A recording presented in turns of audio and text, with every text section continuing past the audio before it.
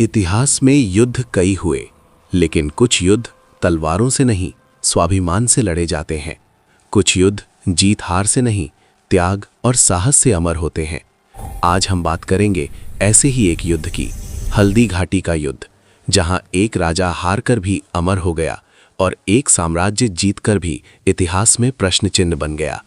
16वीं शताब्दी का भारत, मुगल साम्राज्य अपनी शक्ति के शिखर पर था। अकबर एक ऐसा सम्राट जिसने युद्ध से अधिक कूटनीति से राज किया। राजपूताने के अधिकांश राजा या तो मुगलों से संधि कर चुके थे या उनकी अधीनता स्वीकार कर चुके थे, लेकिन मेवाड़, वो भूमि जहां झुकना अपमान था और मर जाना स्वीकार्य, लेकिन समर्पण नहीं। मेवाड़ के शासक थे महाराणा प्रताप।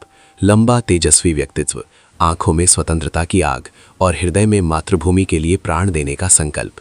अकबर ने कई बार संदेश भेजे, मेवाड़ झुक जाए, प्रताप मुगल दरबार में स्थान पाए, लेकिन महाराणा प्रताप का उत्तर एक ही था, मेवाड़ सिर झुकाकर जीवित रहने से अच्छा सिर ऊंचा रखकर मरना पसंद करता है। अंततः अकबर ने निर्णय लिया, मेवाड़ को युद्ध से झुकाया जाएगा। सेनापति बनाया गया मान सिंह, जो स्वयं एक राजपूत थे लेकिन मुगल पक्ष में।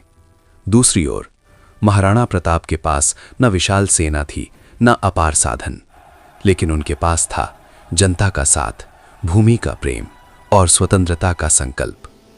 18 जून 1576 राजस्थान की अरावली पहाड़ियों में स्थित एक सकरा दर्रा, हल्दी घाटी।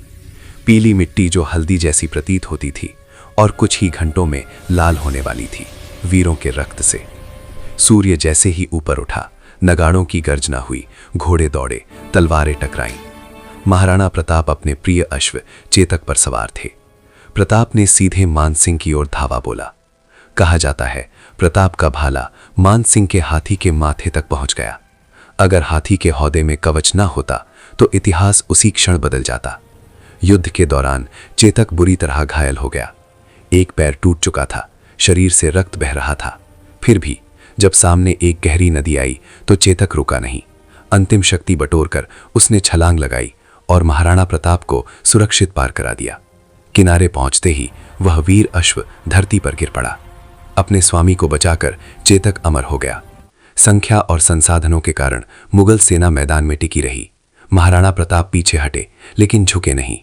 हल्दी घाटी का युद्ध तकनीकी रूप से निर्णायक नहीं था, लेकिन एक बात स्पष्ट थी, मुगल मेवाड़ को जीत नहीं पाए। महाराणा प्रताप जीवित रहे और संघर्ष जारी रहा।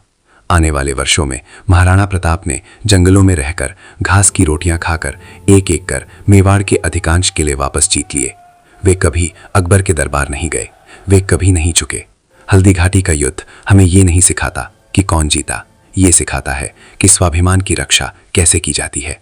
महाराणा प्रताप हार कर भी विजेता बने, क्योंकि उन्होंने आत्मसम्मान नहीं खोया, और इसीलिए आज भी इतिहास में महाराणा प्रताप अमर हैं और हल्दी घाटी वीरता का प्रतीक। दोस्तों, इस वीडियो में बस इतना ही। अगर ये वीडियो आपको पसंद आई हो तो तुरंत शेयर करें। ऐसी और वीडियो देखने के लिए इस चैनल को सब्सक्राइब करना बिल्कुल ना भूलना। जय श्री राम।